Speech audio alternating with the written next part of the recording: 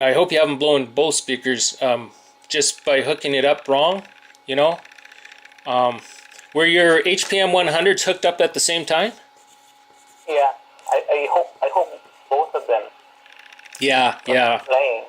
yeah. Well, I'll try to help you through this the best I can. They should be okay, your 100s, eh?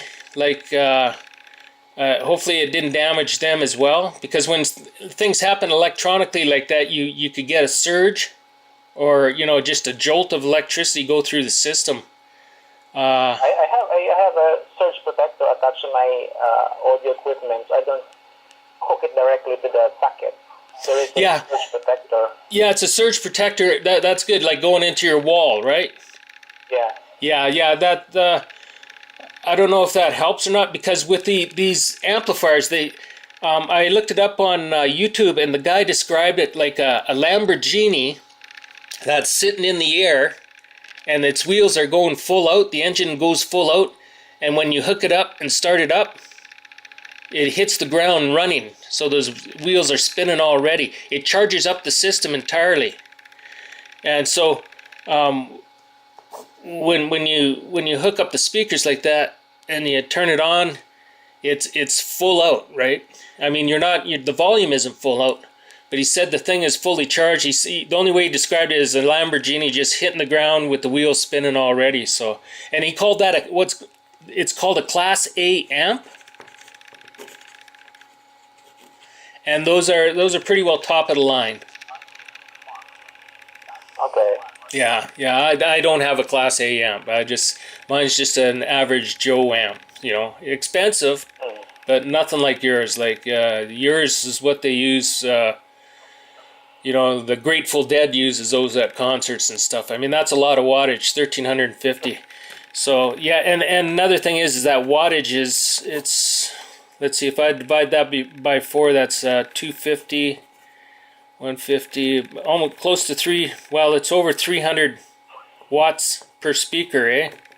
And the speakers are only 250 watts max. I've never had more than 90 watts on those things, and that's a lot of sound too.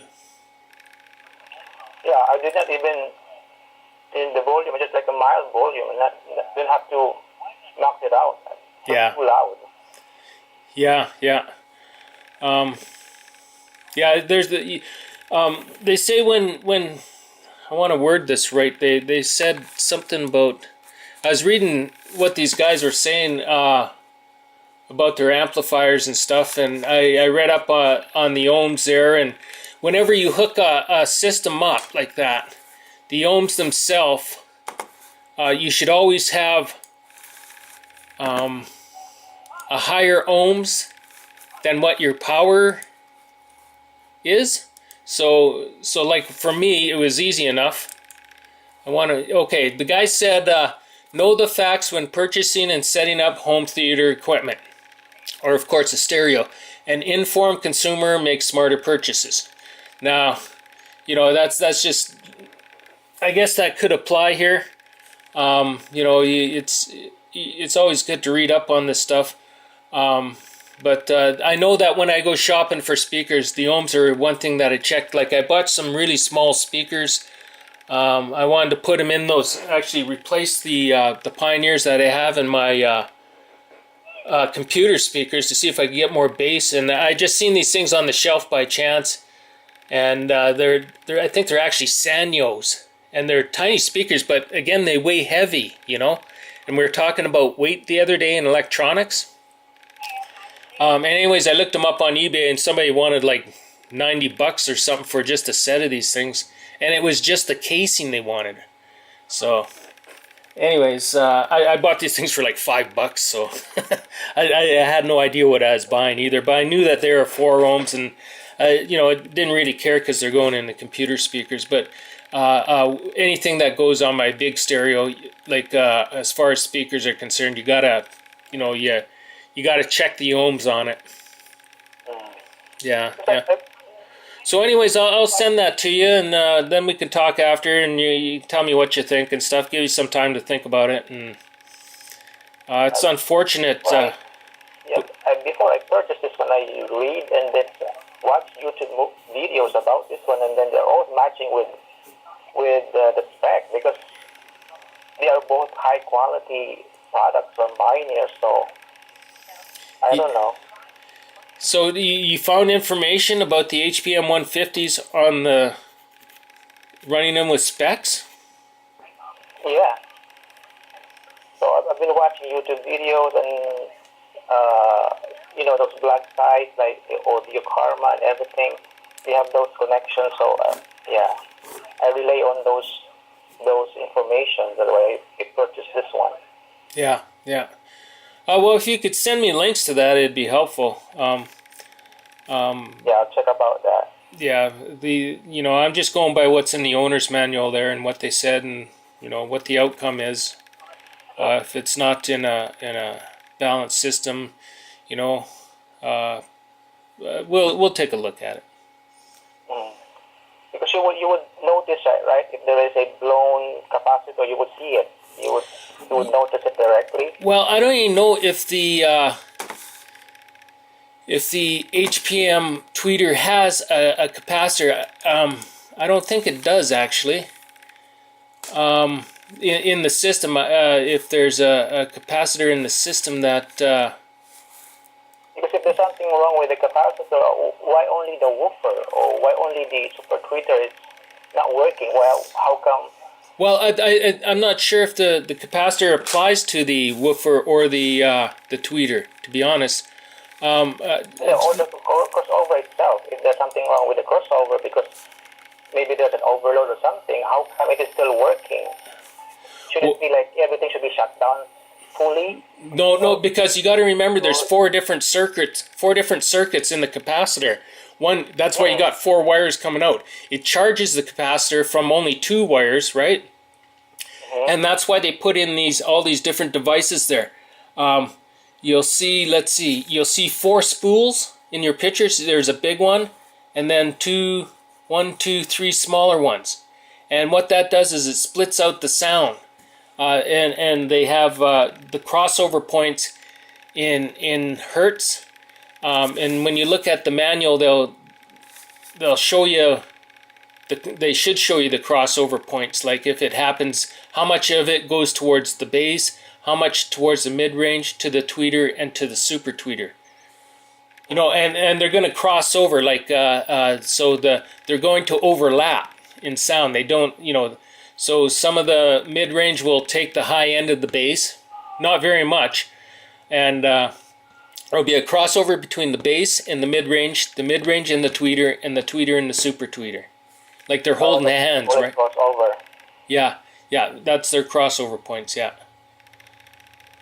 As far as I know, that's how it works. But just looking at the pictures, I know that they separate the sound out for each speaker. So you're not going to send your tweeter sound to your woofer, right? And that's why they use them, so they can focus more of the energy of the speaker into the characteristics of the speaker. That's why the woofer is so big. It gets that bass sound. It gets the energy out there. So it absorbs a lot of what comes through the system. Yeah. So anyways, I see your system here, but it'd be a good idea just to... Now there's on your amplifier itself, there's a setting on the back. It says 4 ohms or 8 ohms. Do you know what I'm talking about? Yeah. It's a switch, yeah. So, yeah, there's nothing there for 6.3. So, and isn't that a range or something, or no? That's for a setup. If you want to run 4 ohm speakers, or if you want to run 8 ohm speakers. Back then, that's probably all they produced, right? But I bought my speakers in '81. And they had 6.3 in them, and so they came out with these 6 ohm speakers. I noticed, just viewing other systems that 6.3 seemed to be, it just kind of showed up like a new impedance rating. So that little switch on the back of your amp, that is for 4 ohm speakers or for 8 ohm speakers. Now, some people do different things, like they're bridging their amp. They're using 4 ohm speakers, different types. So I've never got into that because my system was already matched up, so I didn't have to do that. But I remember a friend of mine did that, and he ran his house speakers in parallel, or no, in a series. Now, I don't know what the difference is because except that he ran the power wire to one speaker, the ground wire between speakers, and then ground wire back to his amp. So he had 2 speakers running, but only 2 wires going out and a connection between the speakers. And I think that's what he meant by bridging the amp. And he asked me if I did that with mine, and the guy was an electrician anyways, and I just, no, I'm not gonna, they don't have nothing like that in the manual, so I'm not gonna do that, blow my amp or something. So anyways, yeah, so the switches in the back, the 4 and 8, they're probably for the, just I would think of it, from my knowledge, it's just what rating speaker you're going to use. And that's why they give the information on the back of the speakers, the good speakers, of how many amps or how many ohms that they can run. Yeah, because the speakers and the spec amp should be paired. Well, they should be paired.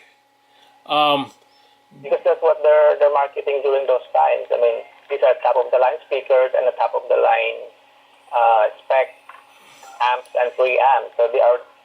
And you know what? They each other. Yeah, but they are paired on your 8 ohm speakers, right?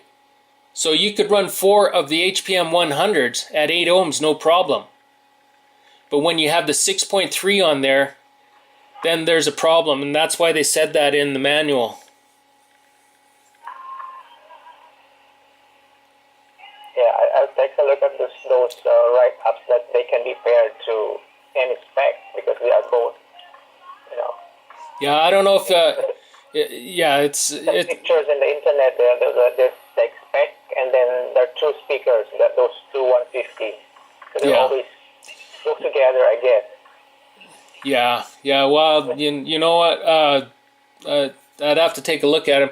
They said something about using dummy